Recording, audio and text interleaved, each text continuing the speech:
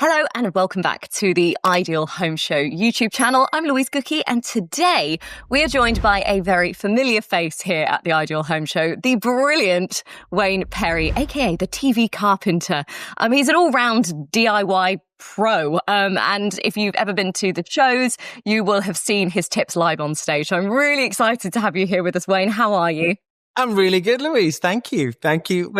I'm going to say old friends. We're friends. We've known each other for years. We're not old. But yeah, so we've worked at the Idle Home Show. We've presented together at the Idle Home Show. And obviously we host the YouTube channel for the Idle Home Show. So I'm just glad that I get to chat and share my knowledge.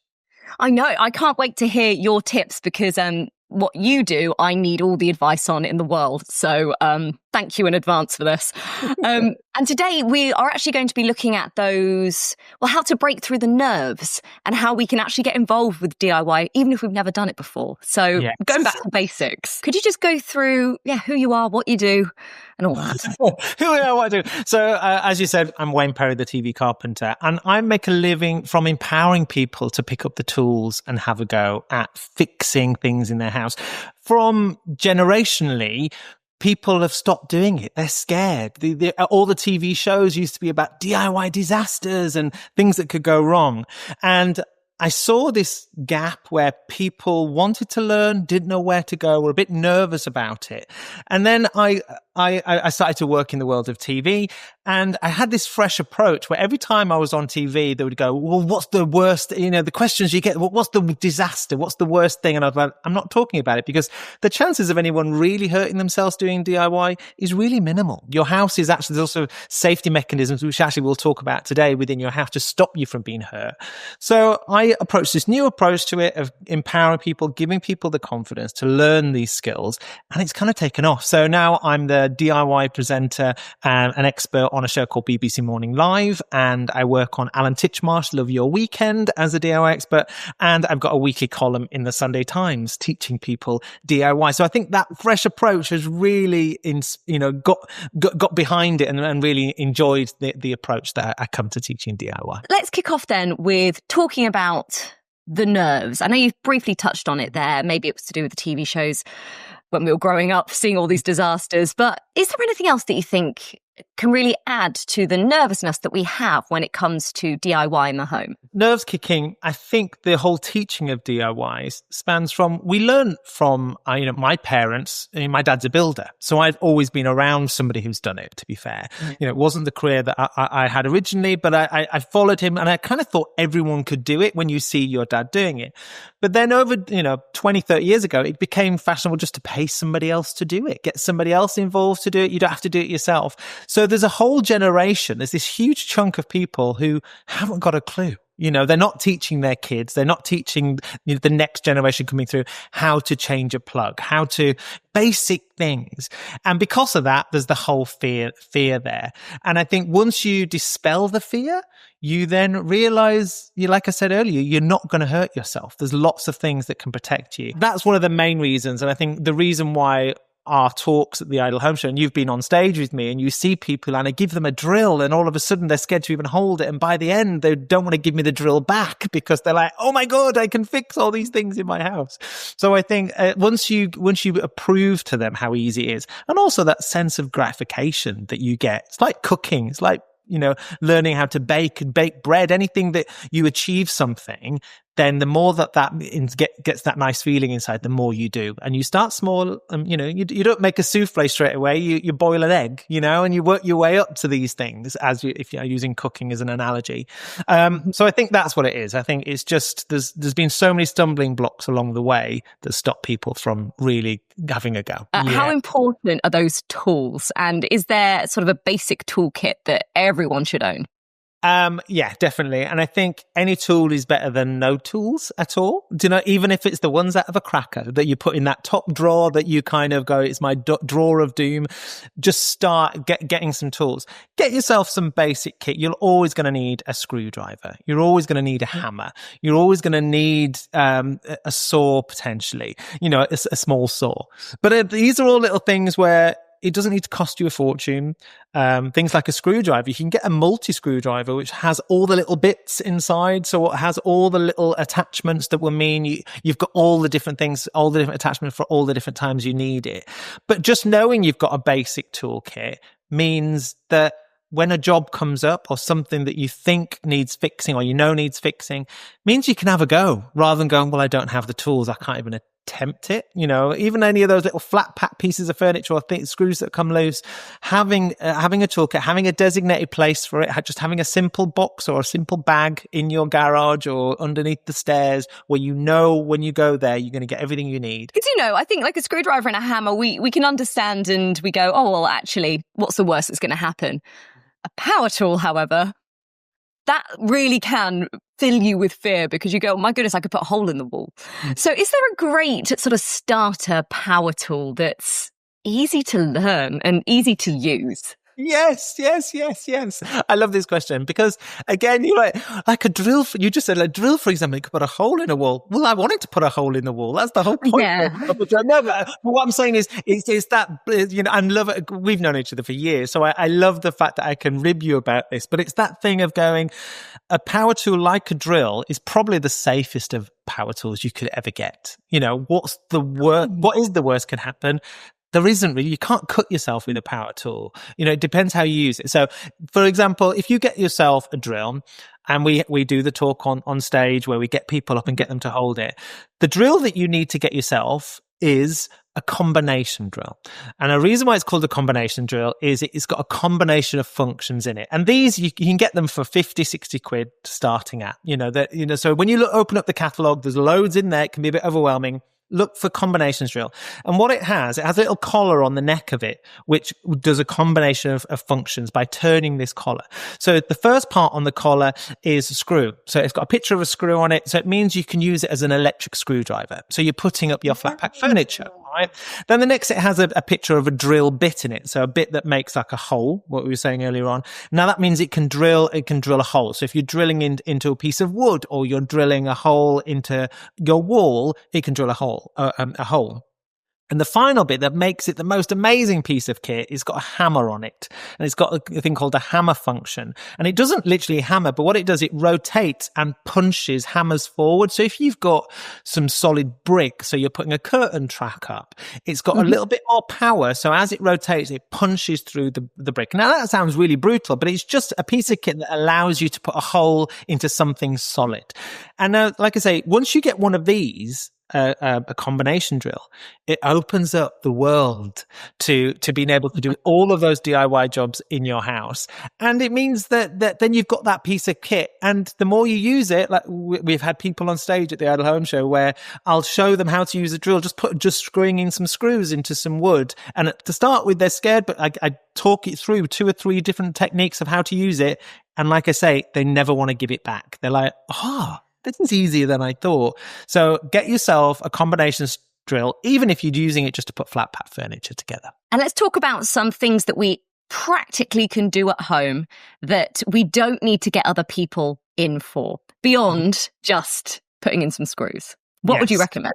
So this is a tip which I teach everybody, whether they're, starting from scratch DIY. And it's not necessarily DIY in the sense of we're not going to be teaching you how to put up a shelf or anything. We're teaching you how to keep your house safe, whether you're renting or you're a homeowner, because a lot of people rent out there and, or homeowners. Most people live in houses. And the thing that I want to teach people now is how to manage your electric, water, and your gas in your home. So these are all scary things when they go wrong. So we want to make sure that understand them and how to turn them off if they go wrong, or even turn them on if they go off and you want to turn them back on again. So to start with your electric, understanding your fuse board. So look at your fuse board. A lot of people, like my wife, would literally be scared to open up the fuse board because in case she was going to get zapped. It's like, actually, that fuse board is there to protect you and it's there to keep you safe. And once you appreciate that and you understand that board with all those switches will look after you, then and you understand how to use it, it means you're keeping your house safe electricity-wise. So we've seen it so many times. You'll go into your house and all of a sudden a fuse will blow, a light will go, and then all the lights will go out in your lounge. So if you go to your fuse board, have a little look at it, you'll see a row of load of switches, and the main switch on the left-hand side is normally your master switch. If you flick that switch down, all the power to your house will go off. So if there's an emergency in your house, you can flick that switch, all the power will go off, but also the power to your fridge, your freezer, everything will go off. So you want to use that one sparingly if need be. Yeah. But then you work your way along and you see all the other switches, and you'll notice below each of those switches, there's little pictures or there's wording. It'll say upstairs lights, upstairs sockets, downstairs sockets. So it'll be zoned. Your whole house is zoned into different circuits. So you'll see these switches will have dropped down. So like I say, if a bulb has gone in your lounge and it's caused a change in ampage round your circuit, that will protect your house and it'll switch off. So you just need to flick that switch back up again. It should stay up and all your lights will come back in your house. You also have an extra safe thing called an RCD.